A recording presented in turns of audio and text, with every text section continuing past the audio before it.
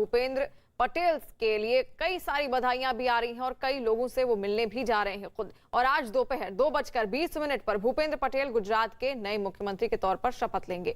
लेकिन उससे पहले वो राज्य के डिप्टी सीएम नितिन पटेल के घर पहुंचे और उनसे मुलाकात की। तस्वीरें आप देख सकते हैं। डिप्टी सीएम नितिन पटेल से मुलाकात करने खुद पहुंचे भूपेंद्र पटेल और आज 2:20 पर उनका शपथ ग्रहण समारोह है। नितिन पटेल खुद वहां पर मौजूद होंगे और उससे पहले की तैयारियां हमने आपको दिखाई। हवा फिर से खराब होने लगेगी।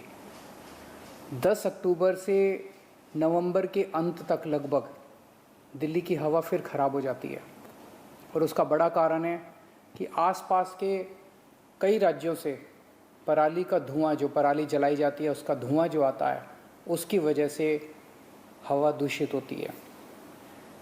अभी तक हम कहते थे कि सारी सरकारें एक दूसरे के ऊपर आरोप लगाती थी। राज्य सरकारें कहती थी केंद्र सरकार कुछ पैसा नहीं दे रही है, केंद्र सरकार कहती थी राज्य सरकार काम नहीं कर रही है। लेकिन एक दूसरे के ऊपर छीटाकशी करने से तो काम नहीं चलता ना, हमें समाधान निकालना है और दिल्ली सरकार समाधान निकालने पे विश्वास रखती है। पिछली साल दिल्ली सरकार ने समाधान निकाला। पूसा इंस्टीट्यूट ने एक बायो डिकम्पोज़र बनाया है। ये बायो डिकम्पोज़र क्या कहता है? पहले तो हम ये समझ लें कि पराली की समस्या क्या है। धान की फसल लगभग अक्टूबर के महीने में किसान काटता है। जो जब धान की फसल कटती है तो धान की फसल कटने के बाद इतना इतना तना उसका नीचे रह जाता है, उसको डंठल कह लीजिए, तना कह लीजिए, उतना रह जाता है, इतना इतना तना नीचे ज़मीन पे रह जाता है। इसको पराली कहते हैं। इसके बाद किसान को थोड़ा ही समय मिलता है, 20-25 दिन का समय मिलता है। उसके बाद उसे गेहूं की बुआई करनी होती है, तो समय बहुत कम होता है। इस समय के बीच में किसान को इस तने को, इस डंठल से मुक्ति पानी होती है। तो किसान क्या करता है?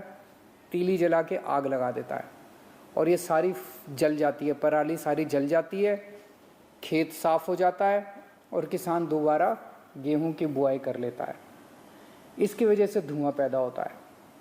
अभी तक हम लोगों ने किसानों को टारगेट किया।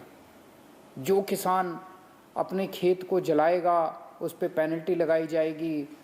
सरकारों ने क्या किया? दोष सारा सरकारों का है, दोष किसान का नहीं है। सरकारों को समाधान देना चाहिए था, सरकारों ने समाधान नहीं दिया, सरकारें दोषी हैं। पिछले साल दिल्ली सरकार ने समाधान निकाला। पूसा इंस्टीट्यूट ने एक बायो डिकम्पोज़र बनाया है, बेहद सस्ता है। उस बायो डिकम्पोज़र को हमने दिल्ली में टेस्ट किया।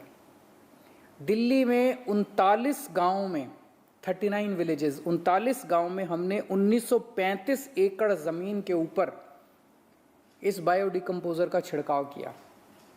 इस बायो डिकम्पोज़र का छिड़काव करने से जो डंठल है ये गल जाता है और गलने के बाद ज़मीन तैयार हो जाती है दोबारा बुआई करने के लिए। इस डंठल को काटना नहीं पड़ता, इस डंठल को जलाना नहीं पड़ता। इसके शानदार नतीजे आए।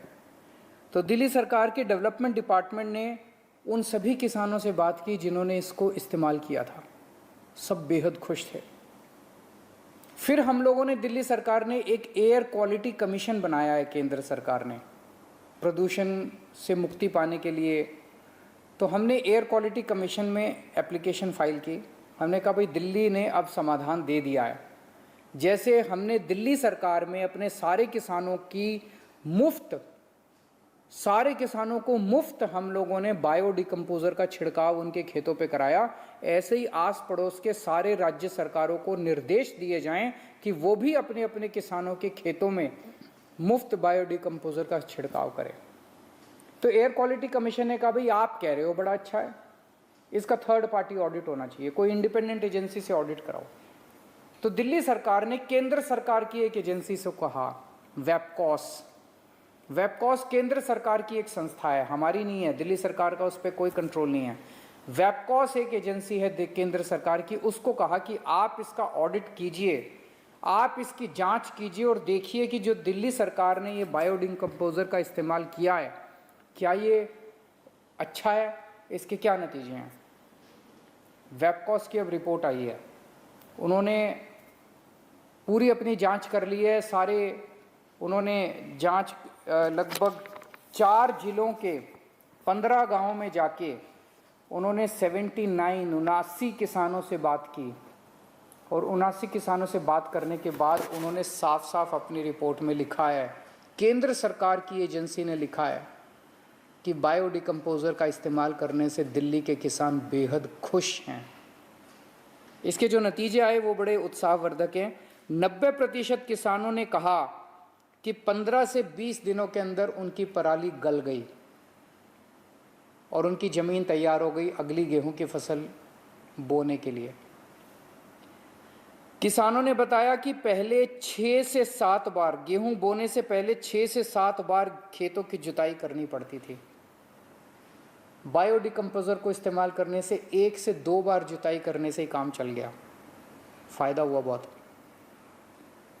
खेतों में जो ऑर्गेनिक कार्बन था उसकी मात्रा पहले से 40% तक ज़्यादा मात्रा बढ़ गई।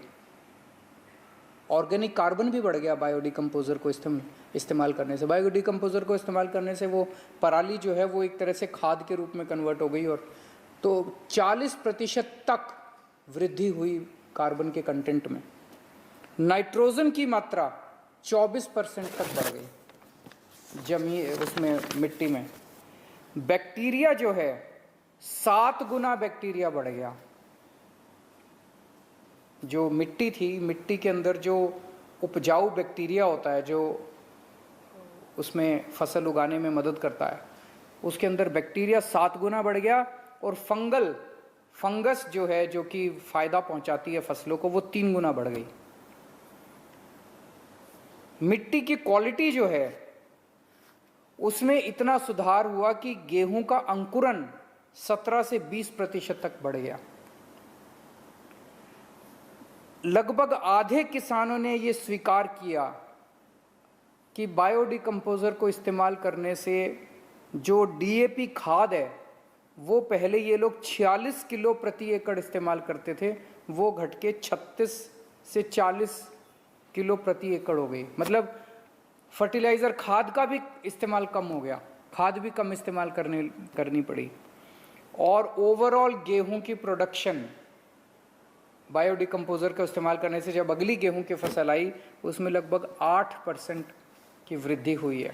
तो जैसे दिल्ली के किसान खुश हैं, अब दिल्ली के लोग खुश हैं, ऐसे ही आस पड़ोस के राज्यों के किसान भी खुश हो सकते हैं अगर वहाँ की राज्य सरकारें भी बायोडिकम्पोज़र का इस्तेमाल करना चालू करें। अगर केंद्र सरकार राज्य सरकारों को बाधित करे कि वो भी करें। केंद्र सरकार से भी हमारी अपील है कि आप राज्य सरकारों को कहिए कि अभी तक तो हम कुछ कर नहीं सकते थे, अब तो कर सकते हैं, अब तो समाधान आ गया, अब तो सोल्यूशन है हमारे पास, अब तो कर सकते हैं। तो राज्य सरकारों को कहा जाए कि अब पराली के लिए मदद कीजिए किसानों की, सारे किसानों के बायोडिकम्पोज़र सारे किसानों के खेतों में कि राज्य सरकार फ्री में छिड़काव कराए। इतना सस्ता